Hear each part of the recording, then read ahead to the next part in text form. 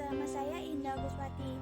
Nah, di video kali ini kita akan membahas materi fikih munakahat dari materi ke-9 sampai materi ke-14. Nah, untuk materi yang pertama adalah walimatul usri.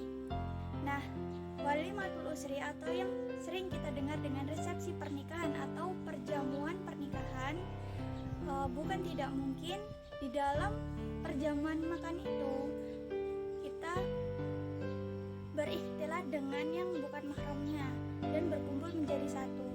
Nah, lalu bagaimana pandangan Islam ini dalam menyikapinya? Nah, di sini ada 5 syarat dalam berikhtilat yang diatur dalam Islam. Syarat yang pertama adalah saling menutup aurat. Nah, di sini ketika para tamu undangan yang mempunyai acara pernikahan atau bahkan panitia dan kedua mempelainya tidak menutup aurat, hukumnya adalah haram. Nah, yang kedua adalah saling menjaga pandangan. Ya, walaupun kita sudah menutup aurat, akan tetapi kita sering mencuri-curi pandang, nah itu tidak diperbolehkan di dalam Islam. Yang ketiga adalah berkata yang jelas dan perkataan yang baik-baik. Kita meminimalisir adanya perkataan yang sia-sia dan perkataan yang buruk. Nah, yang keempat adalah tempat yang mulia. Dan yang terakhir adalah tidak berdekat-dekatan atau berdempet-dempetan. Nah, untuk materi yang selanjutnya adalah hak dan kewajiban seorang suami terhadap istrinya dalam keluarga. Nah, di sini kewajiban suami lebih daripada kewajiban orang tua dari istrinya atau mertuanya. Karena 100% kebutuhan atau tanggung jawabnya keseluruhannya ada terhadap suami. Nah, di sini wanita atau seorang istri yang baik itu selalu memuliakan suaminya. Nah, ketika ada masalah dalam rumah tangga, istri harus cepat-cepat untuk mencari apa penyebab masalah itu dan mencari solusinya dengan duduk bersama, berdiskusi bersama dengan sang suami tanpa melibatkan orang lain. Nah, untuk istri jangan sedikit-sedikit mengadu kepada orang lain atau terhadap orang tuanya sendiri. Nah, berikut adalah hak suami yang harus didapatkan dari seorang istri. Yang pertama adalah patuh. Nah, kepatuhan ini harus didapat dari seorang istri kepada suaminya. Yang kedua adalah berusaha melayani suami kecuali dalam keadaan sakit. Nah, yang ketiga adalah kemesraan yang dicari dalam rumah tangga dan keindahan di dalam rumah tangga tersebut. Yang keempat adalah istri selalu izin, karena istri harus patuh kepada suaminya. Sebab dari itu istri harus izin, apapun itu harus izin kepada suaminya. Dan yang terakhir, jangan sampai seorang istri membuat murka sang suami, karena murkanya suami itu sama saja dengan murka Allah kepadanya.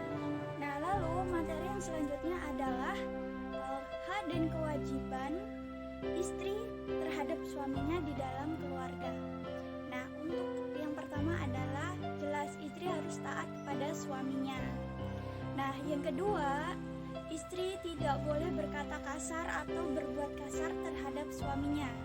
Dan yang ketiga, istri harus memuliakan suaminya dengan cara yang diridhoi Allah Subhanahu wa taala. Yang keempat, menghargai semua apa yang diberikan oleh suaminya terhadap dirinya. Dan yang terakhir adalah memandang suaminya dengan penuh rasa kasih sayang dan cinta kepadanya. Nah, lalu apa kewajiban suami terhadap istrinya? Yakni memenuhi kebutuhan lahir dan batin seorang istri. Nah, di sini suami maupun istri mempunyai hak masing-masing yang harus dilaksanakan dan dipenuhi. Baik, di materi berikutnya adalah mengenai nafkah, kiswah, dan tempat tinggal. Sebagai seorang suami, wajib menafkahi istri baik zahir maupun batinnya. Nah, di dalam Islam ada 2 orang yang berumah tangga, itu adalah sebuah keindahan. Sebab itulah masalah kebutuhan atau hak istri itu sangat-sangat diperhatikan. Nah, di dalam fikih, walaupun dalam rumah tangga itu sedang tidak baik-baik saja, suami wajib memberikan nafkah terhadap istrinya, yakni berupa 2 mud beras atau setara dengan 1,5 kilogram beras untuk pangannya. Selanjutnya ada sandang atau pakaiannya, dan yang terakhir adalah papan atau rumah atau tempat tinggal untuk menghalau panas dan hujan. Akan tetapi di dalam Islam itu indah. Sebab itulah Khadijah radhiyallahu anha berkata bahwasanya penuhilah kewajibanmu, jangan banyak menuntut. Nah, di sini persoalan lain muncul. Apakah boleh suami meminta apa yang telah diberikan atau nafkah yang telah diberikan kepada suaminya? Nah, di dalam Islam itu sebuah rumah tangga itu adalah sebuah keindahan. Nah, ketika kita mengetahui bahwa suami kita sedang kesulitan, alangkah baiknya sang istri ikut membantu suaminya untuk mencari nafkah. Nah, di dalam Islam itu diperbolehkan. Akan tetapi, jika suami tersebut ingin meminjam uangnya, maka suami juga wajib untuk mengembalikannya sesuai akad yang telah disepakati di awal.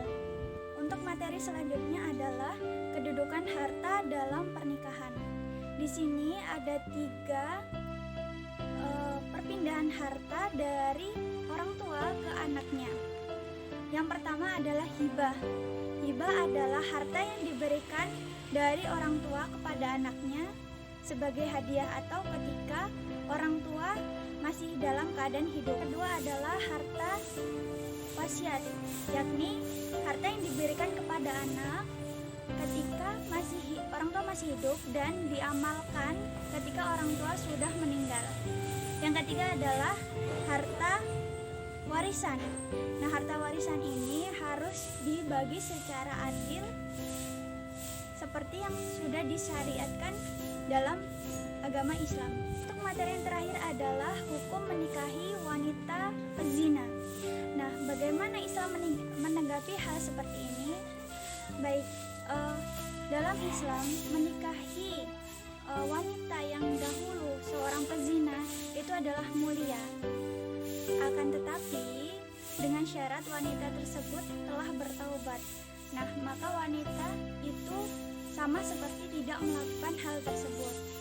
Nah, akan tetapi jika dikhawatirkan sang suami tidak bisa menutup aib dari istrinya, maka lebih baik mencari wanita yang memang tidak mempunyai masalah di dalam kehidupannya. Baiklah, demikian materi yang dapat saya rangkum dari pertemuan ke-9 sampai ke-14. Mudah-mudahan bermanfaat untuk kalian semua. Saya memohon maaf dan berterima kasih banyak telah menonton video